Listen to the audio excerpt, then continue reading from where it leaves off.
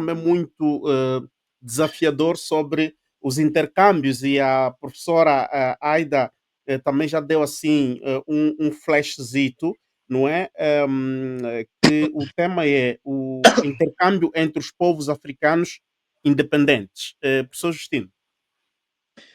Muito obrigado e cumprimento os meus colegas do diálogo.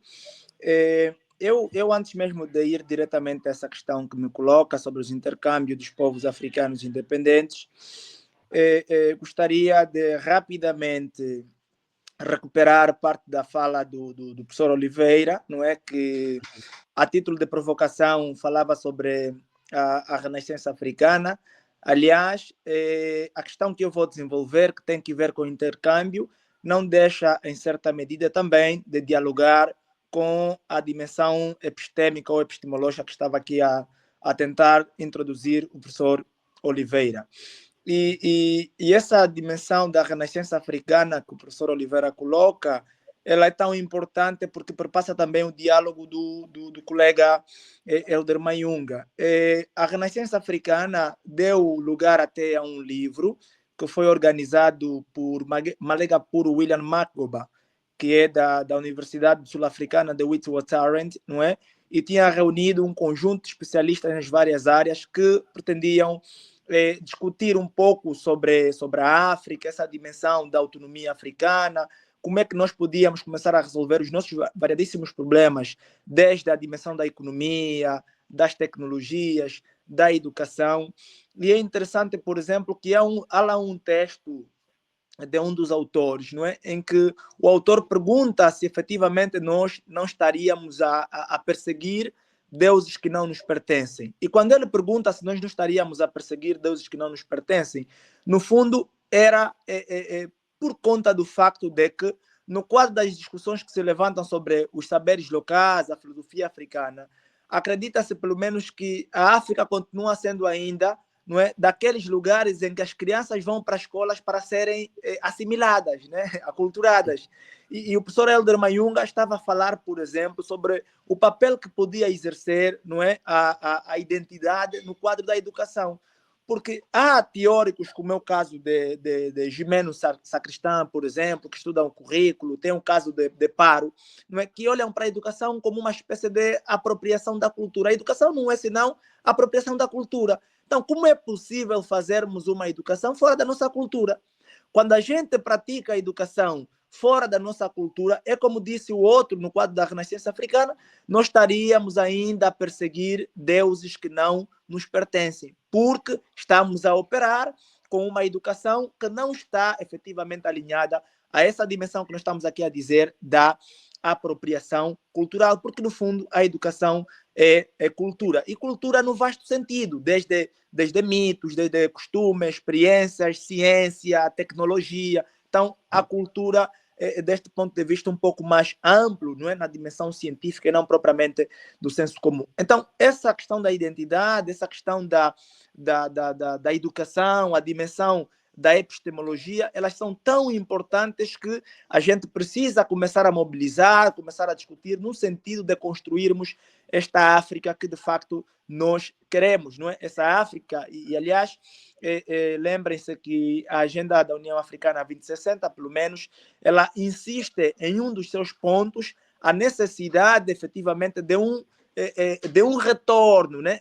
Um retorno com todas as aspas possível, porque estou agora lembrado, penso que seja um dos grandes pensadores africanos que falava sobre o retorno ao país natal, não é? Lembrava-nos que o retorno nunca acontece senão a partir do desvio. Então nós não temos como retornar, não é?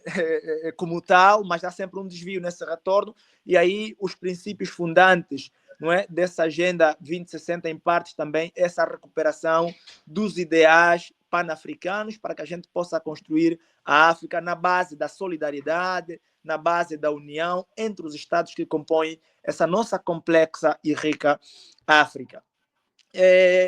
Então, voltando à minha questão inicial sobre o intercâmbio, não é, entre os povos africanos independentes, falar sobre o intercâmbio entre os países, entre os povos africanos independentes, ela parece um bocadinho perigosa, como se antes da independência não houvesse intercâmbio.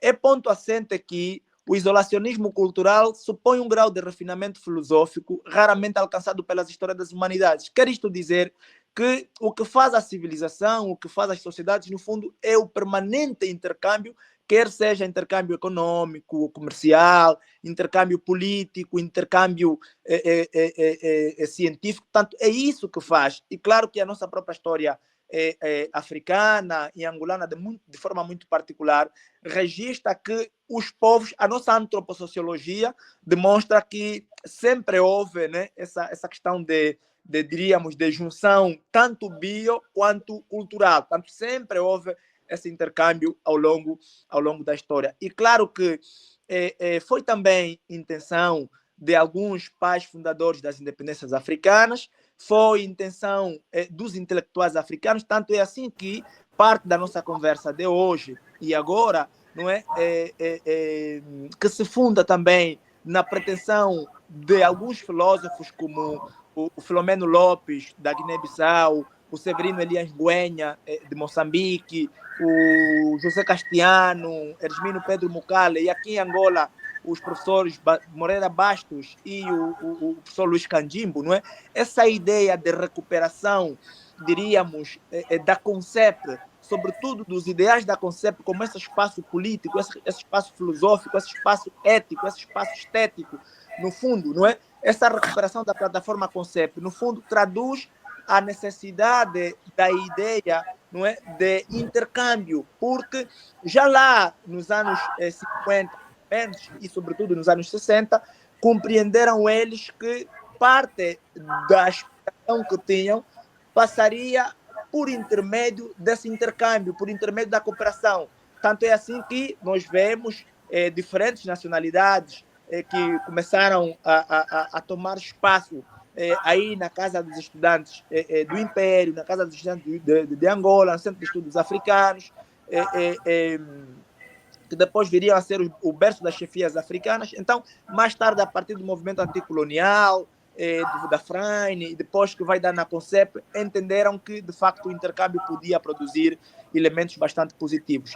Vamos à independência. É ponto assente que, em certa medida, as ideias que tinham saído antes da independência, elas não vão ser consubstanciadas como tal, porque ao invés de criarmos essa comunidade um pouco mais ampla na base do intercâmbio, sob as variadíssimas dimensões que aqui já, entretanto, apontei, parte dos estados foram se fechando, né, nesse nacionalismo que dificilmente possibilitou a coabitação entre os povos. No quadro dos estados independentes, claro que o intercâmbio ele permanece, embora alguma crítica deva ser feita também, muito dificilmente o intercâmbio se faz entre o chamado Sul Global, não é? Um conceito muito presente nas relações internacionais. Portanto, regra geral, os países do Sul, dentro do qual nós nos situamos, têm a tendência de, pelo menos, estabelecerem relações Sul-Norte, porque, como estava a dizer a professora Aida, não é? Nós temos a independência como um espaço primeiro, mas é verdade que há uma consciência de inferioridade que se produziu durante, diríamos, a longa noite, para me usar da expressão promoteica de Franz Fanon, não é? A grande noite. Portanto, durante a grande noite, produziram-se um conjunto de estereótipos e, claro, mesmo depois da saída da grande noite, para me apropriar da expressão da Chile Mbembe no seu ensaio, ainda permaneceram grande parte desses estereótipos. Daí que a preferência no estabelecimento do intercâmbio é regra geral com os países do norte e dificilmente com os países do sul. Tanto é assim que há conflitos entre os estados africanos. Dificilmente nós vemos um Estado africano a intermediar. A preferência, a regra geral, por exemplo, ou é para a França, ou é para os Estados Unidos da América, ou para a China. Não é? Então, o que, em certa medida, dificulta um pouco esse intercâmbio entre os povos. Mas, claro, como dissemos, o intercâmbio ele existe, ele é comercial, ele é cultural, ele é científico, mas há toda uma necessidade de fortalecimento desse intercâmbio cultural entre os povos. Por isso é que, no ato fundador ou refundador da CONCEP, a ideia principal desses intelectuais e filósofos, no fundo, é fortalecer a cooperação entre as diferentes áreas, não é?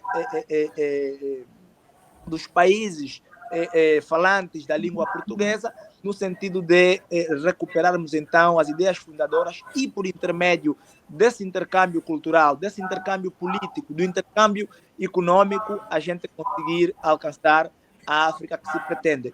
É só olhar, por exemplo, para as diferentes organizações regionais, não é? A dificuldade que se tem, pelo menos, na materialização do diálogo.